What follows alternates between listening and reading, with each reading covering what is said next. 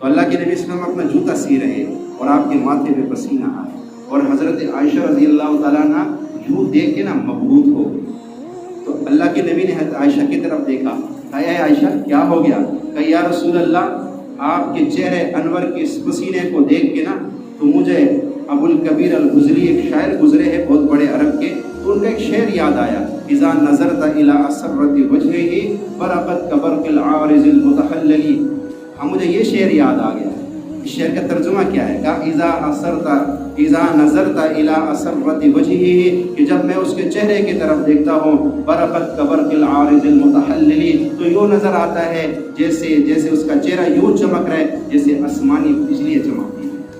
آپ کے چہرے میں مجھے ایسا حسن نظر آیا اور ایسی چمک نظر آئی کہ مجھے بے ساختہ وہ اشعار یاد آ گئے۔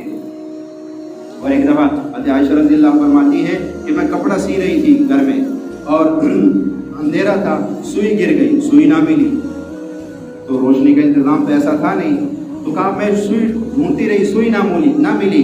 اتنے میں اللہ کے نبی صلی اللہ علیہ وسلم گھر میں داخل ہوئے تو آپ کے چہرے انور سے ایسی روشنی نکلی کہ وہ سوئی بھی چمکنے لگ گئی۔ ایک صحابی حضرت جابر بن سمرہ فرماتے ہیں کہ ایک دفعہ چاندنی کی رات تھی اور میں نے نبی پاک صلی اللہ علیہ وسلم کو دیکھا، آپ صلی اللہ علیہ وسلم بیٹھے ہوئے ہیں، میں کبھی آپ کے چہرے کو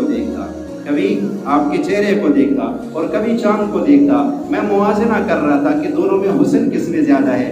آخر مجبور ہو کے مجھے کہنا پڑا کہ یا رسول اللہ آپ کا چہرہ چاند سے بھی زیادہ خوبصورت۔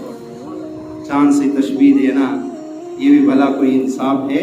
چاند کے چہرے پہ چھائیاں اور مدنی کا چہرہ صاف ہے۔ اور شاعر کہتا ہے نازا ہے جس پر حسن وہ حسن رسول اللہ ہے، یہ کہکشاں تو آپ کے قدموں کے دھول ہے، یہ کہکشاں تو آپ کے قدموں کے دھول ہے۔ جس حسن پہ ناز کرتی ہے وہ حسن رسول اللہ ہے۔ اللہ نے ایسا حسین و جمیل نبی ہمیں عطا کیا۔